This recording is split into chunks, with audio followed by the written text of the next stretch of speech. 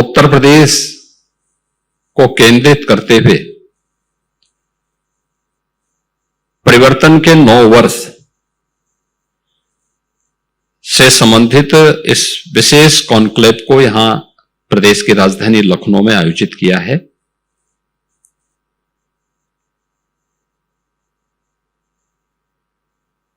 ये वास्तव में 9 वर्षों की उस यात्रा के बारे में वर्तमान पीढ़ी को अवगत कराने का भी एक महत्वपूर्ण माध्यम है। जो आज से 9 वर्ष पहले टीनेजर्स था,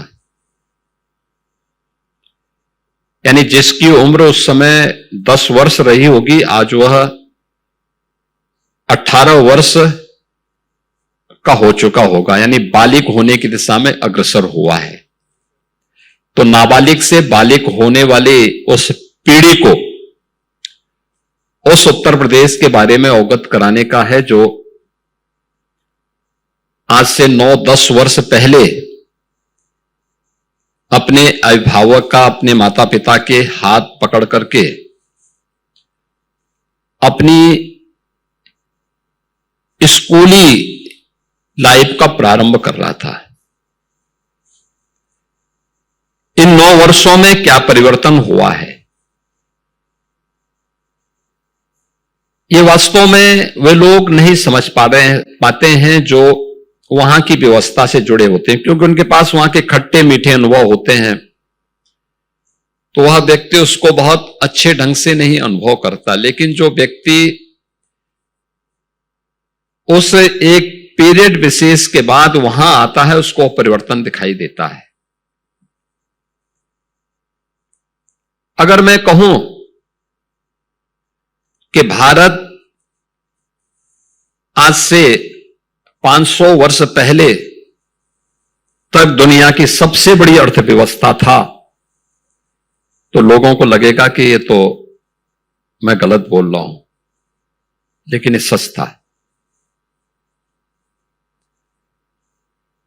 आज से 500 वर्ष से लेकर के 1500 वर्ष पूर्व तक दुनिया की अर्थव्यवस्था में भारत की जो हिस्सेदारी थी वो लगभग 44 से 45% था।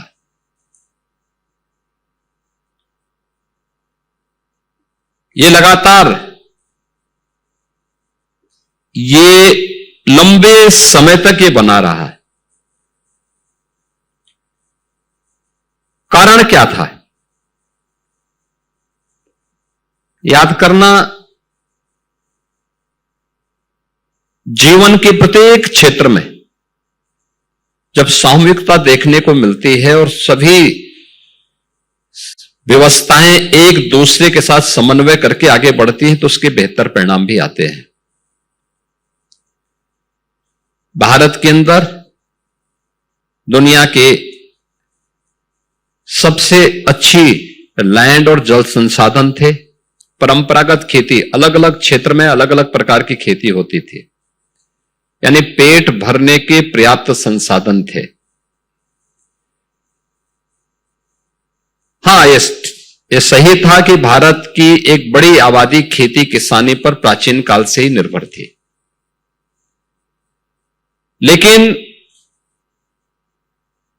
आर्थिक उन्नति होती तब है जब उसके साथ साथ आपके पास मैन्युफैक्चरिंग पावर भी हो, उसकी ताकत भी हो, और इसके लिए उद्योग धंधों का भी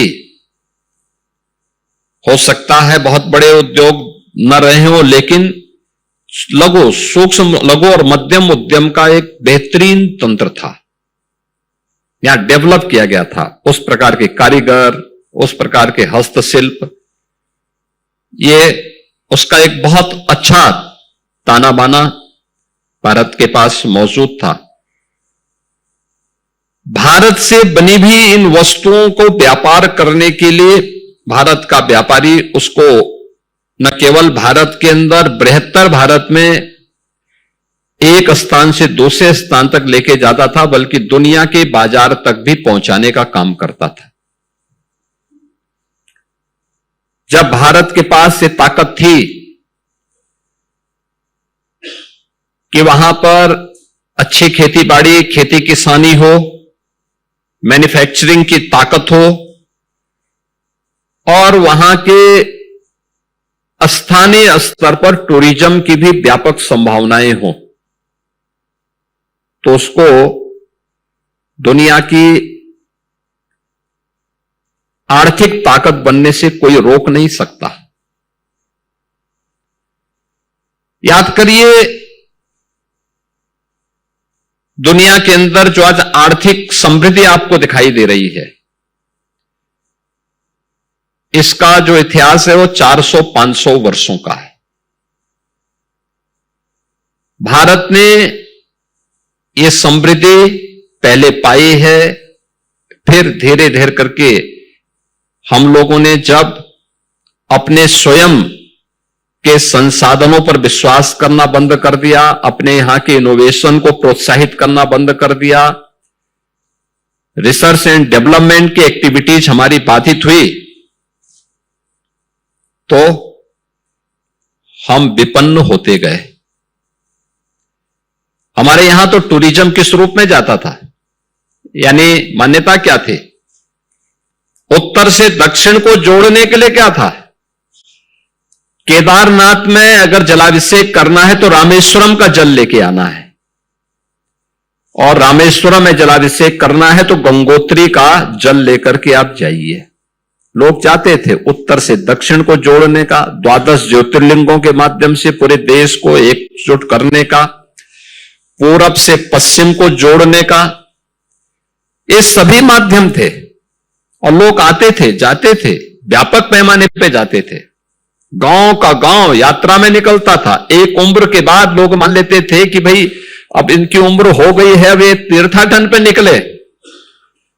जिन लोगों को लगता था कि ये यात्रा दुर्गम है, ध्रुव है, तो उसको ये मान लिया जाता था कि भाई इसकी अंतिम विदाई भी कर दो। यानी जीवन को हर प्रकार से लोगों ने इस रूप में बनाया था कि कोई किसी के ऊपर बोझ न बने। सिस्टम को इस रूप में आगे बढ़ाने का काम किया गया था। और तब भारत विश्व गुरु था। आक्रमण प्रारंभ हुए, हमारे शोध और विकास की संभावनाओं को बाधित किया गया। पहले पिछले 1000 वर्ष के अंदर भारत ने जितने आक्रमण सहे, जितने अत्याचार सहे, जितना शोषण देखा, और उस सबके बावजूद भी टिका हुआ है। ये दुनिया के अंदर बहुत कम जगहों पर देखने को मिला है कि इतने अत्याचारों के बाद भी, उन झंझावतों के बाद भी उनका मुकाबला करते हुए भी भारत अपने अस्तित्व को बनाए हुए। याद करिए, ये सब कुछ के बाद आज भारत तेजी के साथ आगे बढ़ रहा है। और हम लोग जानते थे कि भारत की सबसे बड़ी आबादी का राज्य यूपी है, तो ये बड़ी आबादी वैसे नहीं होगी।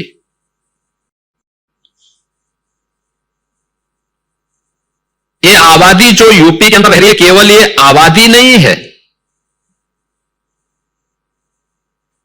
इसके पीछे वे कारक भी हैं जो यहां की समृद्धि में महत्वपूर्ण भूमिका का निर्वहन कर सकते थे, कर सकते थे, लेकिन उसको उचित प्लेटफॉर्म आजादी के बाद यहां का राजनीतिक नेतृत्व देने में विफल रहा है। परिणाम क्या है? एक प्रकार की भ्रम की स्थिति चारों ओर बनी हुई थी। उत्तर प्रदेश जैसे राज्य में, याद करिए, आज से 9-10 वर्ष पहले इस उत्तर प्रदेश को लोगों ने प्रश्न प्रदेश बना दिया था। नौजवान के सामने पहचान का संकट था, व्यापारी पलायन कर रहा था, किसान आत्महत्या कर रहा था, पर्व और त्योहार के पहले जो उत्सव होने चाहिए थे, उन उत्सव की जगह उपद्रव शुरू हो जाते थे, दंगे फसाद होते थे, गुंडागिर्दी चरम पर थी।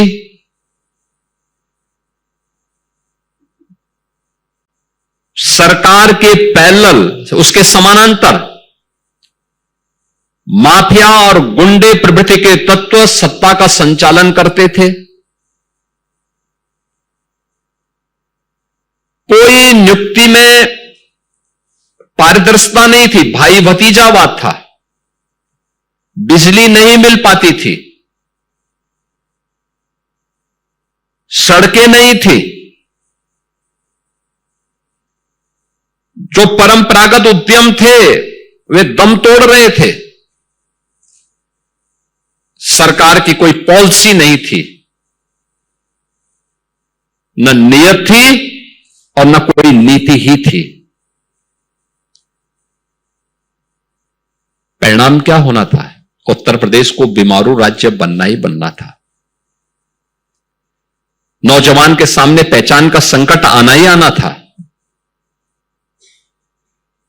किसान की लागत ज्यादा थी, उत्पादन कम था, न तकनीक थी, न बिजली थी, न पानी था, न बीज था, न बाजार था। तो उसके सामने आत्महत्या के सिवाय बचता क्या था? क्योंकि उसके लिए कोई दूसरा रोजगार भी नहीं था।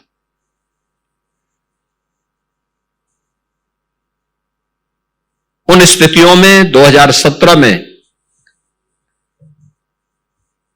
अराजकता भरे उस माहौल में,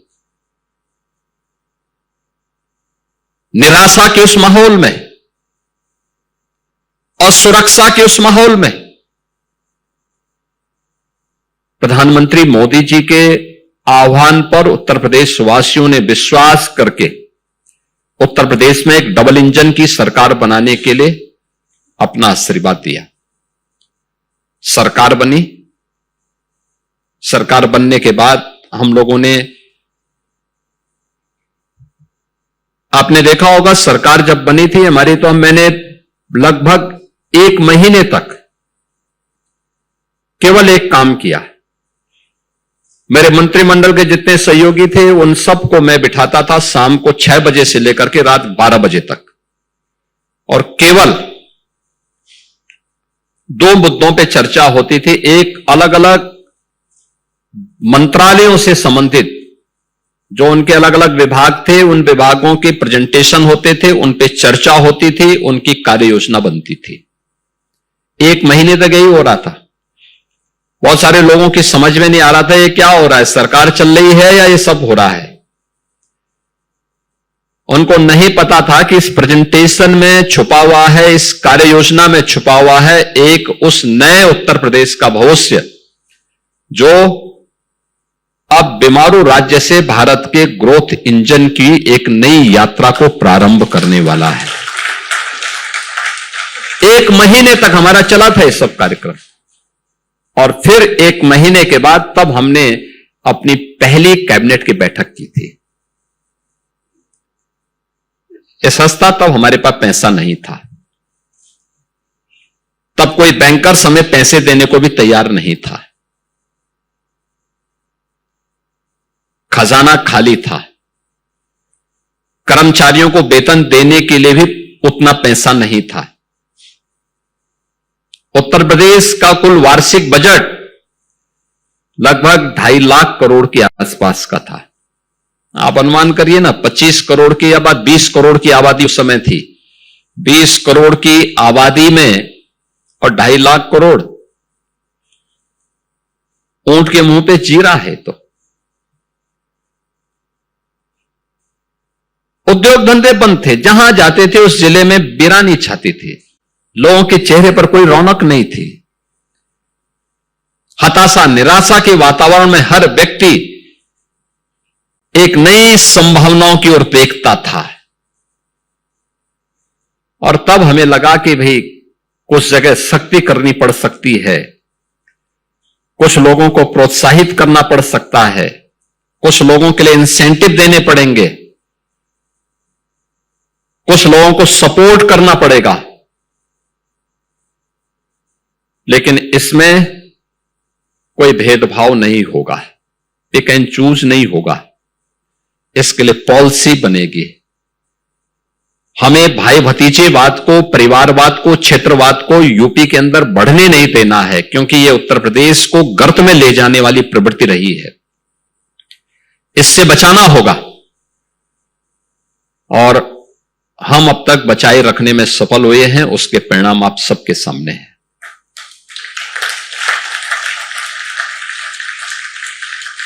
आज मुझे बताते हुए प्रसन्नता है कि उत्तर प्रदेश अब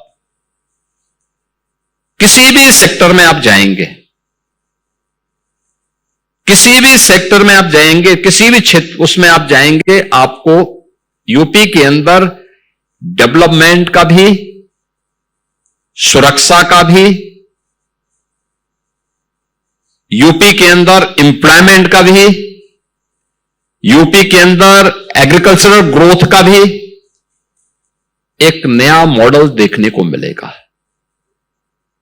एक नया मॉडल देखने को मिलेगा।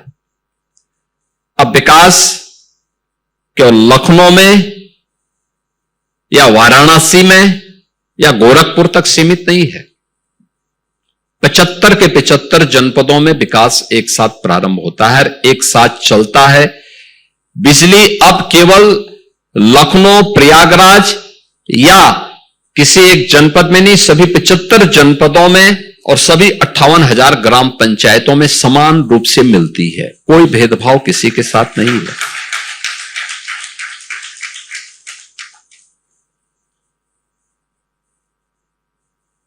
उत्तर प्रदेश के अंदर विकास का पैमाना व्यक्ति, जाति, मत, मजहब, क्षेत्र, भाषा नहीं है। उसका आधार तो सबका साथ, सबके विकास का है। उसका मंत्र यह है कि हम किसी के साथ भेदभाव नहीं करेंगे, विकास सबका करेंगे। लेकिन उत्तर प्रदेश को बर्बाद करने वाली तुष्टीकरण की नीति से हम उतनी ही दूरी भी बनाएंगे। अपराध और अपराधियों के प्रति जीरो टॉलरेंस की नीति जो पहले दिन हम लोगों ने अपनाई थी, वह लगातार जारी है। भ्रष्टाचार और भ्रष्टाचारियों के प्रति जो जीरो टॉलरेंस सरकार की हो सकती थी, वह आज भी उसी रूप में आगे बढ़ रही है। उत्तर प्रदेश के पास आज प्रत्येक क्षेत्र में देश का सबसे बड़ा, सबसे अच्छा इंफ्रास्ट्रक्चर आज के दिन पे सड़क का हो, एक्सप्रेसवे का हो, रेलवे का हो, मेट्रो का हो, ये यूपी के पास है। आज से 9 वर्ष पहले नहीं थे। आज आप देखेंगे हमारे पास एक्सप्रेसवे का 60% शेयर अकेले यूपी के पास है पूरे देश के अंदर। कोई सोचता भी नहीं था कि यूपी में एक कोने से दूसरे कोने तक पहुंचने के लिए आप एक्सप्रेसवे का उपयोग कर सकते हैं। आज से पहले कोई सोच भी नहीं सकता था, यानी 9 वर्ष पहले कोई सोच भी नहीं सकता था कि पूर्वांचल एक्सप्रेसवे बनेगी, बुंदेलखंड एक्सप्रेसवे बनेगी, गंगा एक्सप्रेसवे जो देश का सबसे बड़ा एक्सप्रेसवे ये बनेगा। कोई सोचता भी नहीं था। कोई सोचता नहीं था कि भारत का सबसे बड़ा एयरपोर्ट जेवर में बनेगा। जेवर, नोएडा इंटरनेशनल एयरपोर्ट, ये वह क्षेत्र है जहां पर यानी अपराध भी जहां पर शर्मा जाए, ये वही क्षेत्र था। भट्टा पारसोल की घटना जहां घटित हुई थी और ऐसे ऐसे हीनियस क्राइम वहां होते थे, शब्दों में उसको व्यक्त नहीं किया जा सकता। लेकिन आज मैं कह सकता हूं वही जेवर सचमुच भारत का जेवर बन गया है। आज आप जाइए, दुनिया की सबसे बड़ी कंपनियां, सबसे अच्छी कंपनियां आज वहां आ रही हैं। भारत का सबसे बड़ा एयरपोर्ट आज वहां बन चुका है। अभी 15 जून से हम उसमें वायु सेवा प्रारंभ करने जा रहे हैं। भारत का पहला एमआरओ वहां हम बना रहे हैं। लॉजिस्टिक का भारत का सबसे बड़ा हब वहां बनने जा रहा है। क्या नहीं है आज वहां पे? करने की इच्छा शक्ति होनी चाहिए। 7 सिटी हमारी ऐसी है जहां आज के दिन पे मेट्रो का संचालन हो रहा है। भारत की पहली रैपिड रेल दिल्ली मेरठ के बीच चल रही है। इनलैंड वाटरवे वाराणसी से हल्दिया के बीच में प्रारंभ हो चुका है।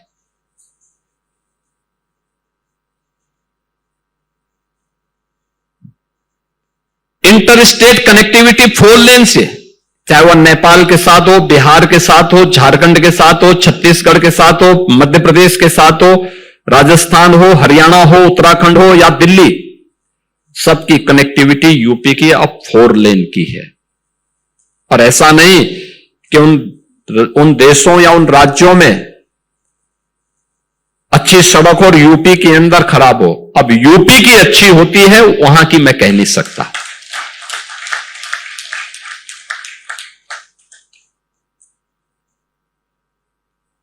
कानून व्यवस्था के मामले में यूपी ने जो लक्ष्य तय किए हैं और जो पैरामीटर गढ़े हैं वो सबके सामने है।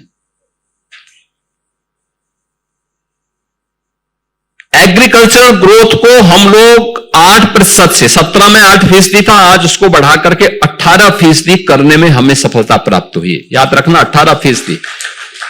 ये यूपी के अंदर, इसके लिए हमें किसानों को अच्छे बीज देने पड़े, तकनीक देनी पड़ी, सिंचाई की सुविधा का विकास करना पड़ा।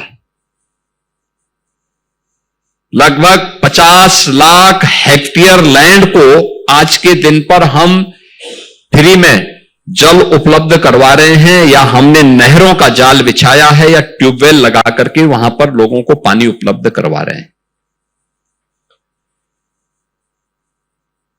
अब लागत कम है, उत्पादन ज्यादा है, और जो उत्पादन होता है अगर मार्केट में अच्छा दाम मिलता है तो हम किसान को ये छूट देते हैं कि वो मार्केट में बेचें, और कोई खरीदार नहीं मिलेगा तो हम कहते हैं हम आपका उपज लेंगे, आपको एमएसपी हम उपलब्ध करवाएंगे। आज ये गारंटी मिल रही है।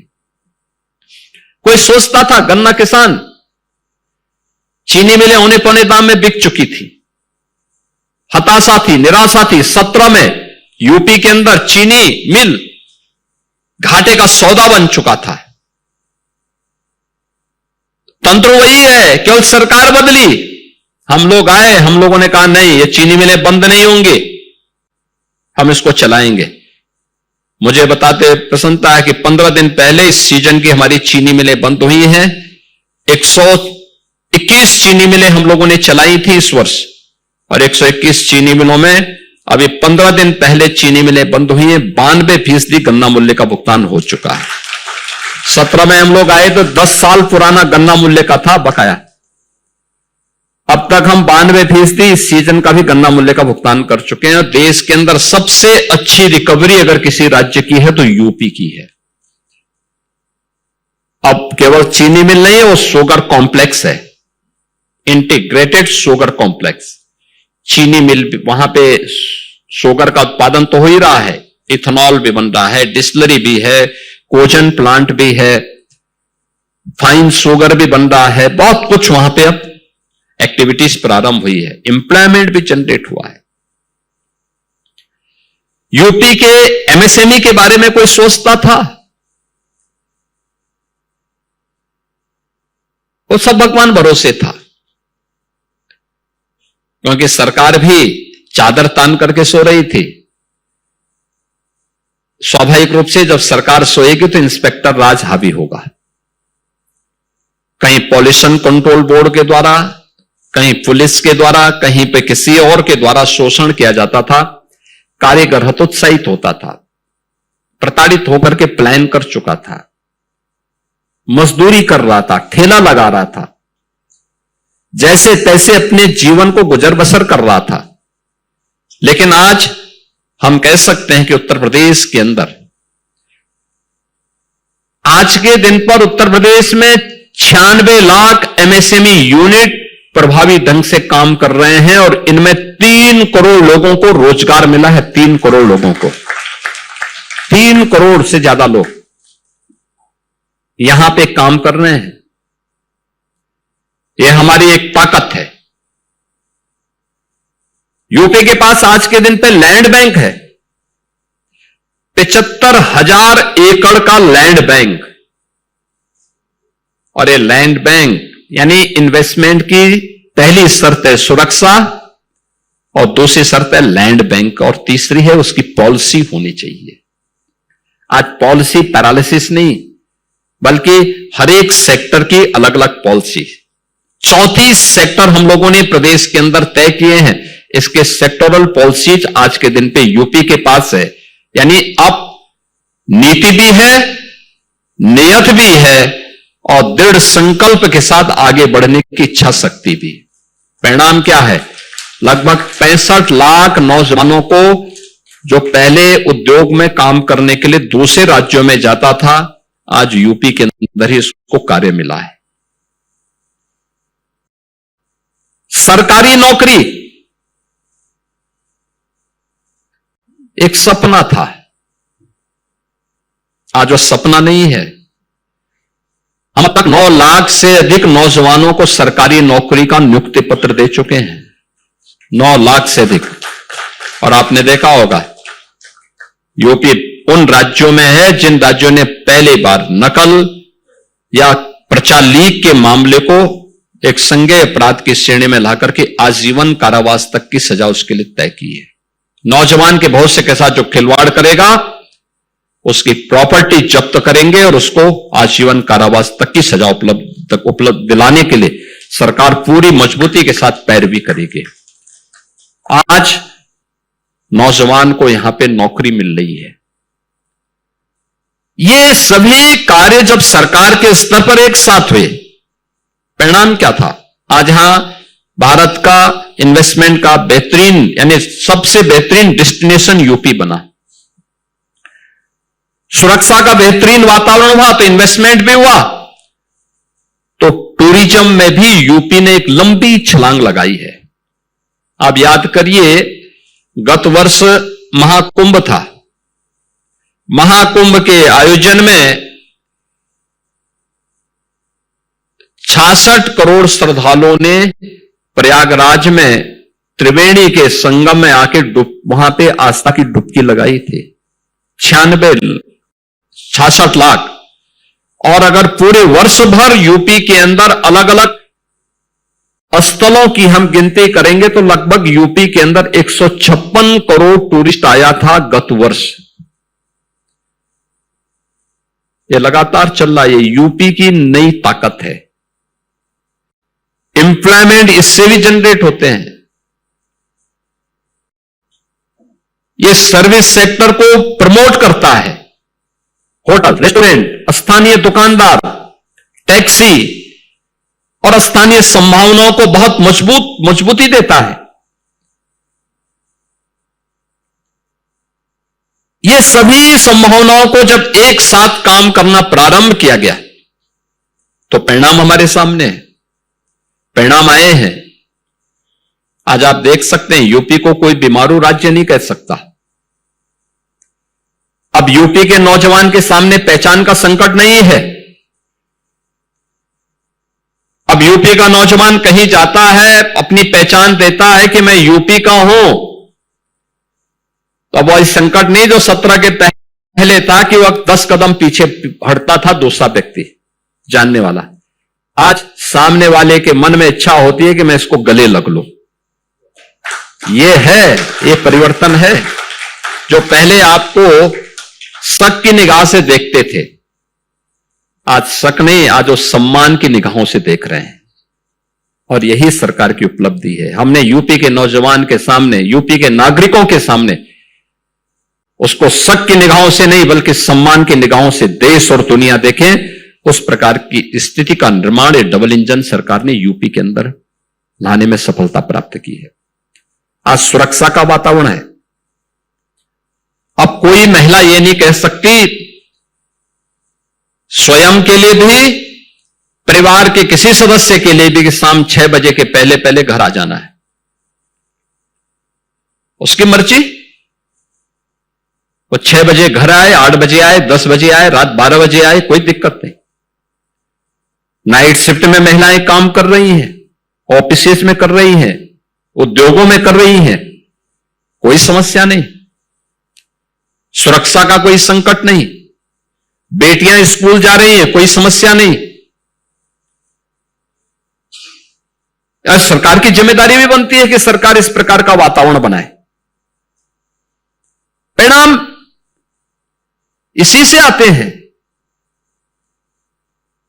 हर व्यक्ति आज यूपी में आना चाहता है, अपना निवेश करना चाहता है। सामने वाले के मन में भी रहता है कि मैं कितना निवेश कर दूं। हर एक सेक्टर में जो कार्य किए गए उसी का परिणाम है कि यूपी ने अपने पर कैपिटा इनकम को बढ़ाने में सफलता प्राप्त की। 3 गुना हमारी पर कैपिटा इनकम हुई है।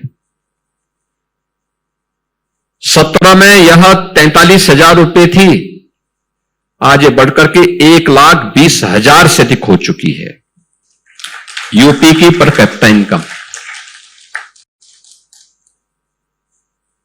यूपी का जो वार्षिक बजट था, मैंने कहा ना 2.5 लाख के आसपास था, आज हम इसको 9,12,000 का तो हमने बजट ही प्रस्तुत किया है। अभी सप्लीमेंट्री भी आएगा। ये यूपी का बजट का दायरा है।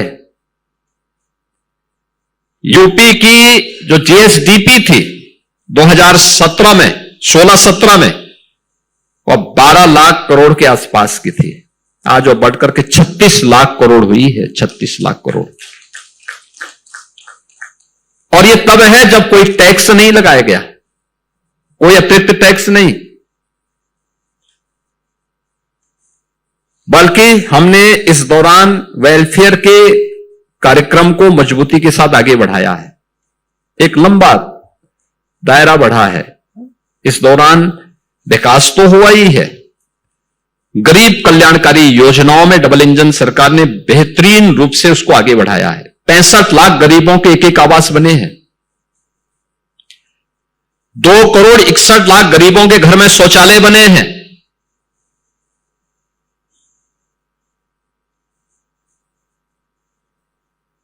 15 करोड़ गरीबों को फ्री में राशन की सुविधा का लाभ हर महीने मिल रहा है।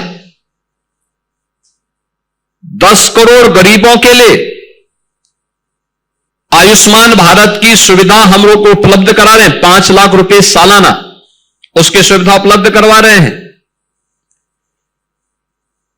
अब कोई आपदा आती है, आपदा के 24 घंटे के अंदर पीड़ित परिवार को सहायता राशि मिलनी ही है। यह भी सरकार उपलब्ध करा रही है। तभी है जब सरकार के पास पैसा है। पैसा नहीं होता तो वायदे पे वायदे होते। ये सभी कार्यक्रम और हर एक सेक्टर में आज आप देखिए, रिजर्व बैंक जब अपनी वार्षिक रिपोर्ट जारी करता है तो कहता है बैंकों का सबसे ज्यादा पैसा आज के दिन पे किसी एक राज्य में लग रहा है तो वह यूपी में लग रहा है। ये उस कहानी को बताता है जिस राज्य में पहले बैंक पैसा नहीं देते थे, देने को तैयार नहीं थे। उनको मालूम था ये डूब जाएगा, लेकिन अब उनको विश्वास है कि डूबेगा नहीं, बल्कि डूबते हुए बैंक को बचाने का काम कोई करेगा तो यूपी करेगा।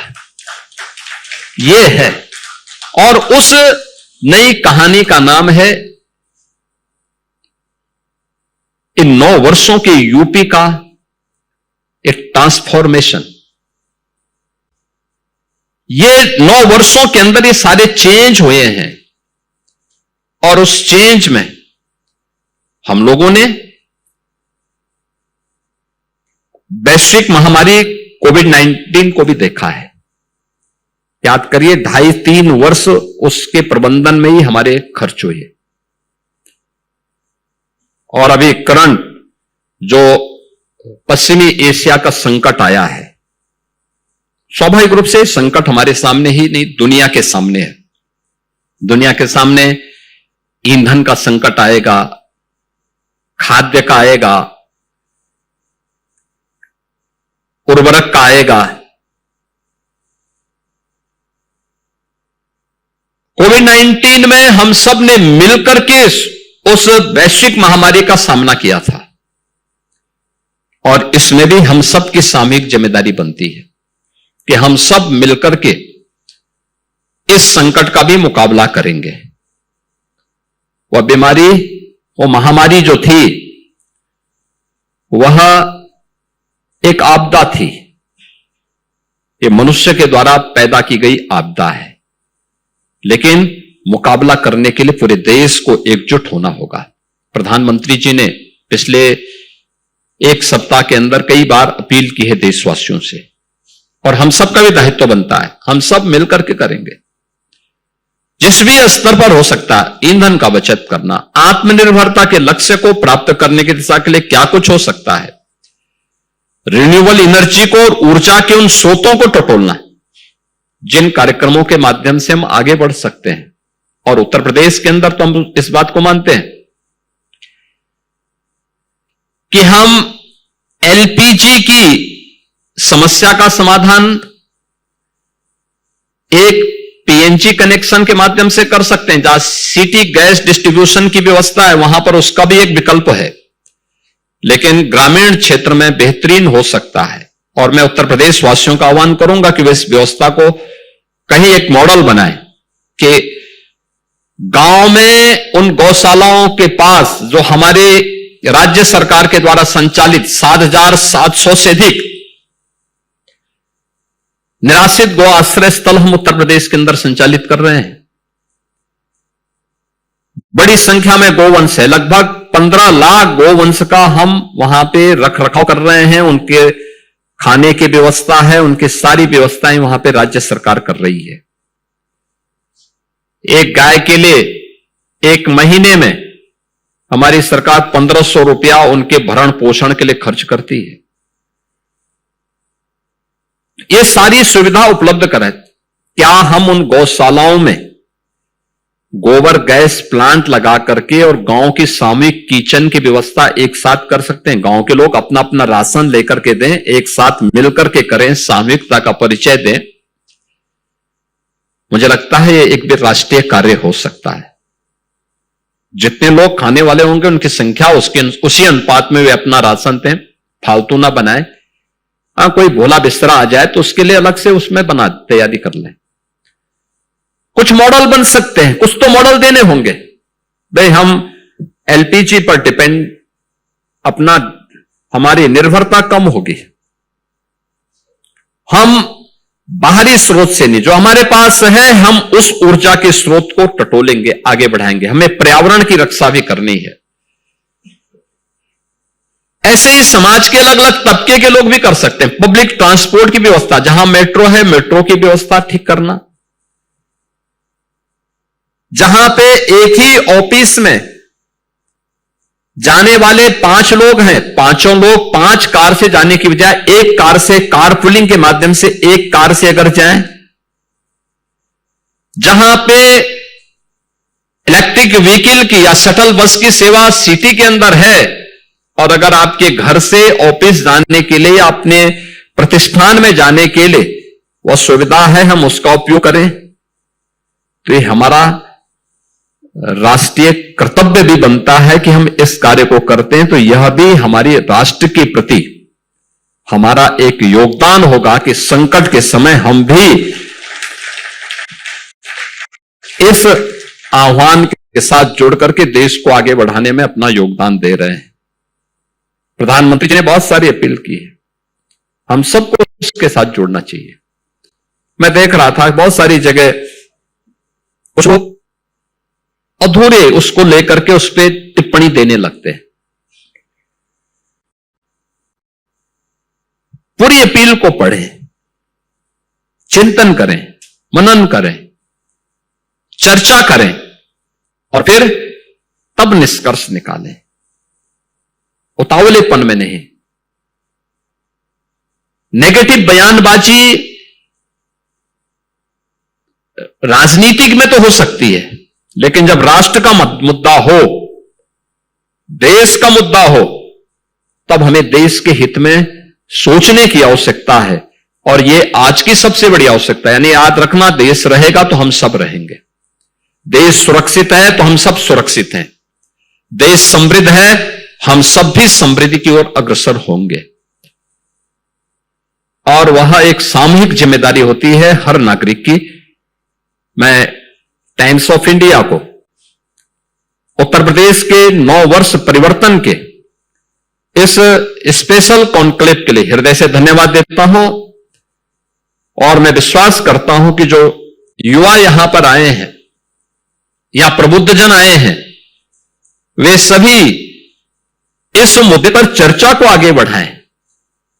जरूर बढ़ाने की आवश्यकता है, क्योंकि नई पीढ़ी 9 साल 10 साल पहले क्या होता था, हो सकता है घरों में चर्चा का समय न मिलता हो, लेकिन चर्चा पर चर्चा आगे बढ़ेगी तो लोगों को पता लगना चाहिए कि पहले क्या होता था, आज क्या हो रहा है, कितना परिवर्तन आया है।